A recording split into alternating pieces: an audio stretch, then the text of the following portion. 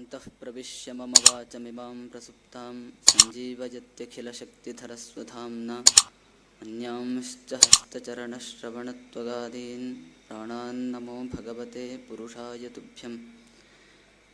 ಉಪಾಸ್ಮಹೇ ನೃಸಿಂಹಾಖ್ಯಂ ಬ್ರಹ್ಮವೇದಾಂತಗೋಚರಂ ಭೂಯೋ ಲಾಳಿತಸಂಸಾರಚ್ಛೇದಹೇತುಂ ಜಗದ್ಗುರುಂ. ಶ್ರುತಿಸ್ಮೃತಿಪುರಾಣಾನಾಂ ಆಲಯಂ ಕರುಣಾಲಯಂ ನಮಾಮಿ ಭಗವತ್ಪಾದ ಶಂಕರಂ ಲೋಕಶಂಕರಂ. ಶ್ರೀ ಗುರುಭ್ಯೋ ನಮಃ. ದುರ್ಲಭಂ ಮಾನುಷಂ ದೇಹಂ ಅಂತ ಶಾಸ್ತ್ರಗಳು ಹೇಳ್ತವೆ. ಅತ್ಯಂತ ದುರ್ಲಭವಾದದ್ದು ಈ ಮನುಷ್ಯ ಜನ್ಮ. ಈ ಮನುಷ್ಯ ಜನ್ಮ ಹೇಳುವಂಥದ್ದು ನಮಗೆಲ್ರಿಗೂ ಪ್ರಾಪ್ತವಾಗಿದೆ. ಈ ಮನುಷ್ಯ ಜನ್ಮದ ಮುಖ್ಯ ಗುರಿ ಮೋಕ್ಷವನ್ನು ಹೊಂದುವುದಾಗಿರಬೇಕು.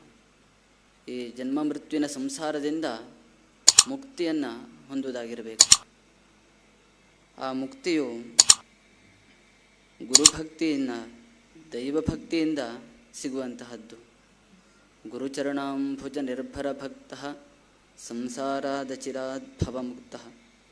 ಅಂದರೆ ಸದ್ಗುರುವಿನ ಭಕ್ತಿಯನ್ನು ಹೆಚ್ಚಿಗೆ ಮಾಡಿದ ಹಾಗೆ ಈ ಸಂಸಾರ ಬಂಧ ವಿಮುಕ್ತಿ ಹೇಳುವುದು ನಮ್ಮ ಹತ್ರ ಹೆಚ್ಚು ಬರ್ತದೆ.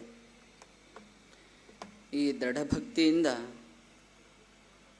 ಪ್ರಾಪ್ತವಾಗುವಂತಹ ಅನುಗ್ರಹ ಮಾತಿನಿಂದ ವರ್ಣಿಸಲಿಕ್ಕೆ ಸಾಧ್ಯ ಇಲ್ಲ.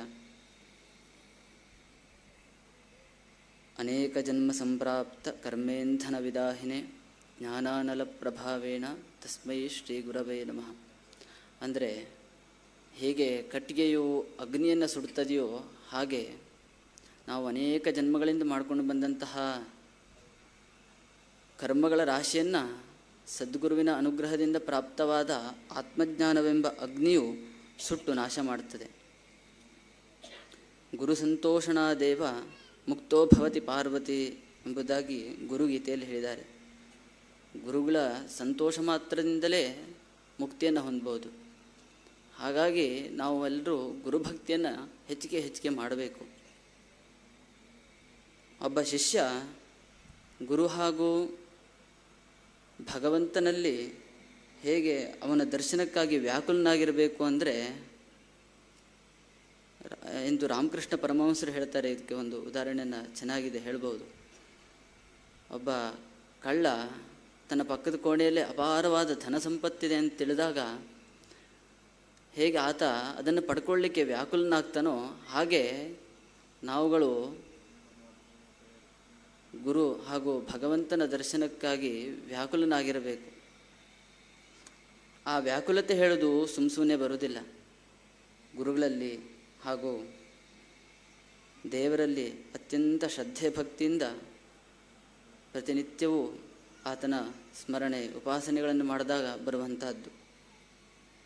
ಈ ವ್ಯಾಕುಲತೆ ಮೇಧಾವಿತನದಿಂದಾಗಲಿ ಅಥವಾ ಬುದ್ಧಿವಂತಿಕೆಯಿಂದಾಗಲಿ ಬರುವುದೇ ಇಲ್ಲ. ಈ ವ್ಯಾಕುಲತೆ ಶ್ರಮದಮಾದಿ ಸಾಧನೆಗಳಿಂದ ಬರುವಂತಹದ್ದು. ಆ ಭಗವಂತ ಹಾಗೂ ಆ ಈಶ್ವರಿಯ ಕೃಪೆಯಿಂದ ಇವತ್ತು ಸದ್ಗುರುಗಳ ಅನುಗ್ರಹ ನನ್ನ ಮೇಲೆ ಆಗಿ ನನ್ನ ಜನ್ಮ ಸಾರ್ಥಕವಾಗಿದೆ.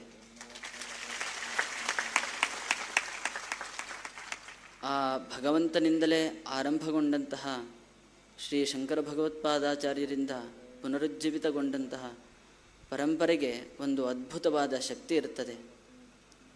ಅಂತಹ ಪರಂಪರೆಯಲ್ಲಿ ಬಂದಂತಹ ಪರಮಪೂಜ್ಯ ಗುರುಗಳು ಇವತ್ತು ನನಗೆ ಸನ್ಯಾಸ ದೀಕ್ಷೆಯನ್ನು ನೀಡಿ ನನ್ನನ್ನು ಉದ್ಧರಿಸಿದ್ದಾರೆ. ಈ ಜನ್ಮ ಮೃತ್ಯುವಿನ ಸಂಸಾರದಿಂದ ಬಿಡುಗಡೆ ಹೊಂದಲು ಒಂದು ಮಾರ್ಗವನ್ನು ತೋರಿಸ್ಕೊಟ್ಟಿದ್ದಾರೆ. ನನ್ನ ಜನ್ಮ ಸಾರ್ಥಕವಾಗಿದೆ ಅಂತ ನಾನು ಹೇಳಬಯಸ್ತೇನೆ. ಸುಮಾರು 4 ತಿಂಗಳ ಹಿಂದಿನ ಮಾತು. ನನಗೆ ಹೇಳಲಿಕ್ಕೆ ಬೇಸರ ಆಗ್ತದೆ. ಆದರೂ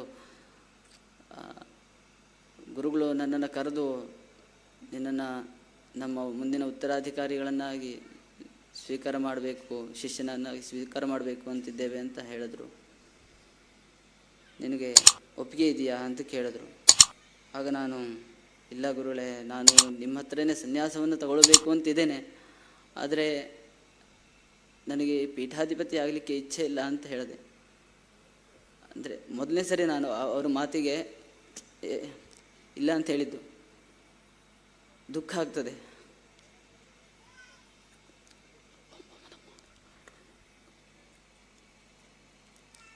ಆಗ ಅವರು ಮತ್ತು ಕಾರಣ ಯಾಕೆ ಅಂತ ಕೇಳಿದ್ರು. ಇಲ್ಲ, ಈ ಪೀಠಾಧಿಪತಿ ಆದರೆ ಈಗ ತಪಸ್ಸನ್ನು ಮಾಡಲಿಕ್ಕೆ ಆಗೋದಿಲ್ಲ. ಯಾಕೆಂದರೆ ಸಮಾಜದ ಮಠದ ಶಿಷ್ಯರು ಎಲ್ಲರೂ ಈಗಿನ ಕಾಲದಲ್ಲಿ ತಪಸ್ಸನ್ನು ಹೆಚ್ಚಿಗೆ ಬಯಸದೆ ಸಮಾಜಮುಖಿ ಕಾರ್ಯಗಳನ್ನು ಹೆಚ್ಚಿಗೆ ಬಯಸ್ತಾರೆ ಸನ್ಯಾಸಿಗಳಿಂದ, ಪೀಠಾಧಿಪತಿಗಳಿಂದ. ಹಾಗಾಗಿ ನಾನು ಮೊದಲಿಂದನೂ ತಪಸ್ಸನ್ನು ಮಾಡಬೇಕು, ಏಕಾಂತದಲ್ಲಿರಬೇಕು ಅಂತ ಬಯಸಿದವನು. ಅದಕ್ಕೆ ತೊಂದರೆ ಆಗತ್ತೆ ಅಂತ ಹೇಳಿದೆ. ಮತ್ತು ಇದನ್ನೆಲ್ಲ ನಡೆಸ್ಕೊಂಡು ಹೋಗಲಿಕ್ಕೆ ಸ್ವಲ್ಪ ಕಷ್ಟನೂ ಆಗ್ಬೋದು, ನನ್ನಿಂದ ಸಾಧ್ಯನಾ ಅಂತ ಕೇಳಿದೆ. ಆಗ ಗುರುಗಳು ಅವರ ಸಹಜವಾದ ಮಂದಹಾಸವನ್ನು ಬೀರುತ್ತಾ ಹೇಳಿದ್ರು, ನೀನೇನು ಚಿಂತೆಯನ್ನು ಮಾಡಬೇಡ, ನಾನು ನಿನ್ನ ಜೊತೆನೇ ಇರ್ತೇನೆ ಯಾವಾಗಲೂ. ನನ್ನ ಸಂಪೂರ್ಣ ಅನುಗ್ರಹ ನನ್ನಲ್ಲಿ ಏನೇನಿದೆಯೋ ಅದನ್ನೆಲ್ಲ ಸಂಪೂರ್ಣವಾಗಿ ನಿನಗೆ ಧಾರೆ ಎರೆದು ನಿನಗೆ ಪರಿಪೂರ್ಣ ಅನುಗ್ರಹವನ್ನು ಮಾಡ್ತೇನೆ ಅಂತ ಹೇಳಿದರು. ಇವತ್ತಿನ ನನ್ನ ಈ ಸಂಪೂರ್ಣ ಉತ್ಕರ್ಷಕ್ಕೆ ನನ್ನ ಗುರುಗಳೇ ಕಾರಣ. ಇದನ್ನು 1000 ಸರಿ ಹೇಳಿದ್ರೂ ಸಾಕಾಗೋದಿಲ್ಲ.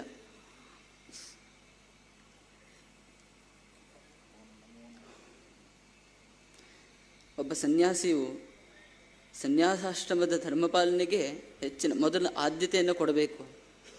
ಆ ನಂತರ ಮಠದ ವ್ಯವಸ್ಥೆಯ ಪರಿಪಾಲನೆ. ಆತ್ಮನೋ ಮೋಕ್ಷಾಯ ಜಗದ್ಧಿತಾಯ ಚ ಎಂಬ ಉಕ್ತಿಯಂತೆ ಮೊದಲು